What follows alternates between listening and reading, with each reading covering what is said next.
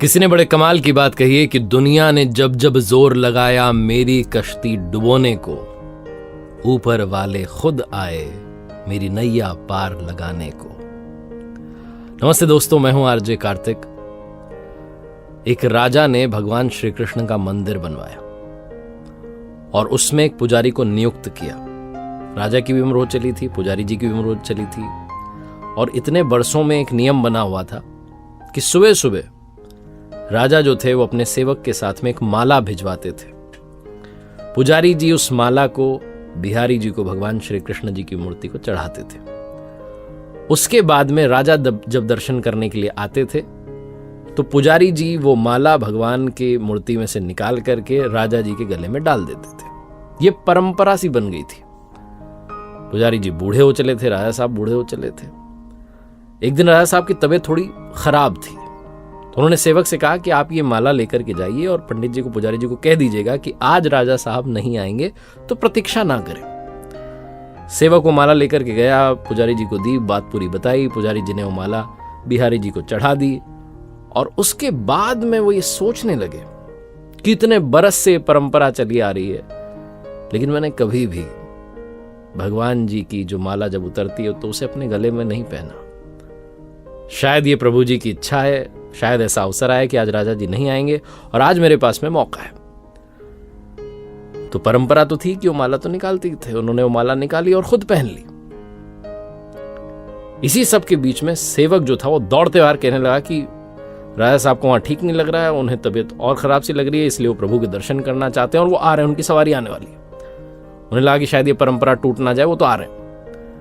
जैसे ही बात पंडित जी को मालूम चली, उन्होंने फटाफट से वो माला अपने गले में से निकाली और जाकर के वापस भगवान जी को पहना दी, खुद की उतरी हुई माला। घबराहट में तो समझ नहीं पाया क्या करें, डर गए कि राजा साहब जो है दंड दे देंगे। राजा आए और पुजारी जी ने वही जो परंपरा थी उसको निभाया। वो बिहारी जी के गले में से, मूर्ति में से वो माला निकाली और राजा साहब को पहना दी। जब राजा साहब को पहनाई तो उन्होंने देखा कि उस माला में एक सफेद बाल था।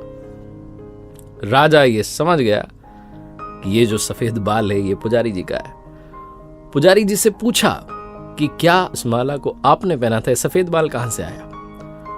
तो पुजारी जी ने कहा कि डर गए, उन्हें लगा कि सच बोलूंगा तो पता नहीं क्या दंड मिलेगा। उन्होंने कहा ये सफेद बाल तो बिहारी जी का है, भगवान जी का है। राजा को और गुस्सा आ गया। उसने कहा एक तो ये छल कर रहे हैं, धोखा कर रहे हैं, ऊपर से झूठ बोल रहे हैं। तो राजा ने कहा अच्छा ये बात, बिहारी जी के कब से सफेद बाल हो गए?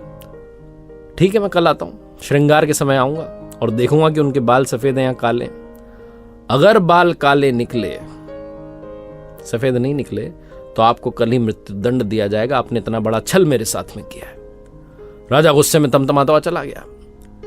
इधर पंडित जी, पुजारी जी भगवान श्री कृष्ण की मूर्ति के सामने दंडवत प्रणाम करके माफी मांग लगे, कहने लगे मुझे क्षमा कर दो, मैं लोभ में आ गया था, मुझे लगा कि एक बार मुझे भी वो माला पहननी चाहिए, मुझे बचा लो। राजा नहीं तो कल मौत के घाट उतार देंगे। पूरी रात रोते रहे, विनती करते रहे, प्रार्थना करते रहे। अगली सुबह राजा पहुंचा श्रृंगार के समय, सुबह सुबह, और बात तय थी। जाकर के वो मुकुट उतारा और बिहारी जी के बाल देखे।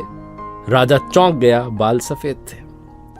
फिर राजा ने सोचा कि पुजारी जो है कहीं फिर से छल तो नहीं कर रहे, कहीं इन्होंने बाल काले जो थे उनको रंगवा तो नहीं दिया, सफेद तो नहीं कर दिया। तो असली है नकली ये जांचने के लिए वो बाल तोड़ने लगे और जैसे ही राजा ने बाल तोड़े, मूर्ति में से खून की धारा बहने लगी। राजा प्रभु के चरणों में गिर गए, क्षमा मांगने लगे, माफ कर दो भगवान।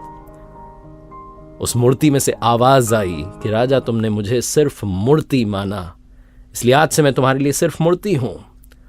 लेकिन पंडित जी ने मुझ में साक्षात भगवान देखे, इसलिए मुझे अपने भक्त की रक्षा के लिए अपने बालों को सफेद करना पड़ा, खून की धारा बहानी पड़ी ताकि तुम्हें समझा पाऊं।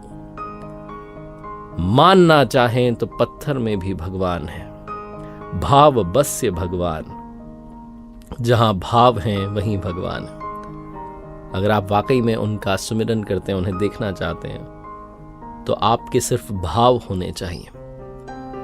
ये छोटी सी कहानी लाइफ में इंस्पिरेशन देती है कि उनके आशीर्वाद के बिना कुछ संभव नहीं है। इसीलिए आपसे कहता हूं, ऊपर वाले के आशीर्वाद के साथ कर दिखाओ कुछ ऐसा कि दुनिया करना चाहे, आपके जैसा। देखते रहिए हर सोमवार सुबह 9:30 बजे एक नई कहानी और हर शुक्रवार सुबह 9:30 बजे लर्निंग सीरीज का एक नया वीडियो। एक नई सीरीज मैंने शुरू की जिसका नाम है गीता ज्ञान।